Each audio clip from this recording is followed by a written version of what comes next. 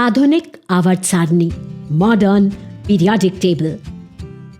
ये है आधुनिक आवर्त सारणी, मॉडर्न पीरियोडिक टेबल। आज तक खोजे गए सभी 118 तत्व 118 एलिमेंट्स इस सारणी में हैं। ये सभी तत्व परमाणु क्रमांक यानी एटॉमिक नंबर के बढ़ते क्रम में व्यवस्थित किए गए हैं। इनमें से केवल 98 तत्व ही प्रकृति में पाए जाते हैं। बाकी तत्व वैज्ञानिकों ने प्रयोगशाला में बनाए हैं। आधुनिक आवर्त सारणी में कुल 7 आवर्त यानी पीरियड्स हैं और 18 समूह यानी ग्रुप्स। टेढ़ी मेढ़ी रेखा के एक तरफ धातु है तो दूसरी तरफ अधातु।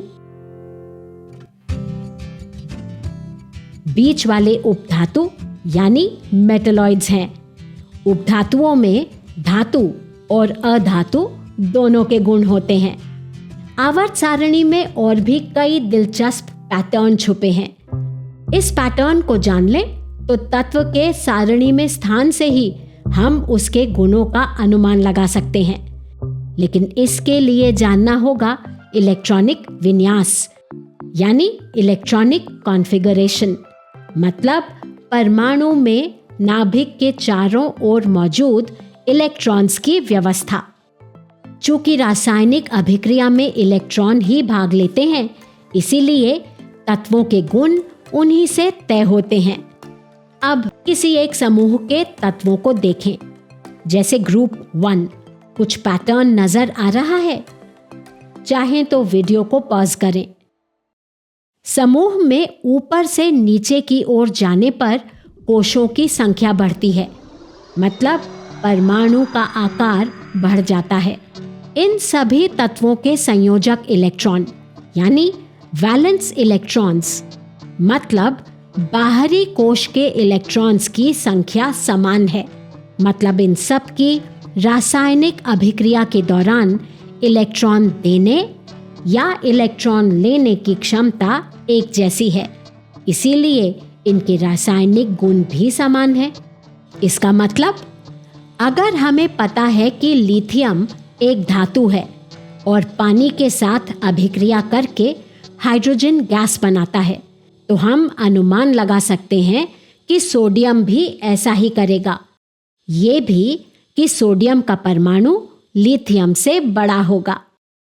समूह 1, 2 और 13 से 17 तक के तत्व हैं मुख्य समूह के तत्व यानी मेन ग्रुप एलिमेंट्स।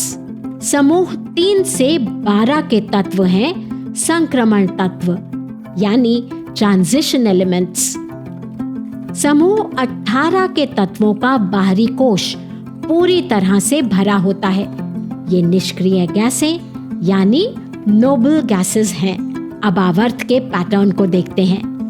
आवर्त के सभी तत्वों के कोशों की संख्या समान होती है।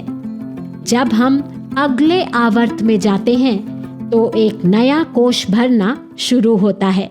देखिए, आवर्त 1 के सभी तत्वों में 1 कोश, तो आवर्त 7 के सभी में 7 कोश। तांबा यानी कॉपर का स्थान चौथे आवर्त में है, तो उसमें कितने कोश होंगे? बिल्कुल सही, 4। बाएं से दाएं जाने पर परमाणु क्रमांक बढ़ता है और साथ में संयोजक इलेक्ट्रॉनों की संख्या भी बढ़ती है। यही कारण है कि आवर्त में तत्वों के गुणों में क्रमबद्धता दिखाई देती है। इनमें देखिए, धात्विक गुण कम होते जा रहे हैं और अधात्विक गुण बढ़ रहे हैं। आवर्त सारणी के निचले भाग में 2 कतारें हैं जो छठे और 7वें आवर्त का ही भाग हैं। इन्हें लैंथेनॉइड और एक्टिनॉइड कहते हैं। प्रत्येक कतार के तत्वों के गुण लगभग एक समान होते हैं।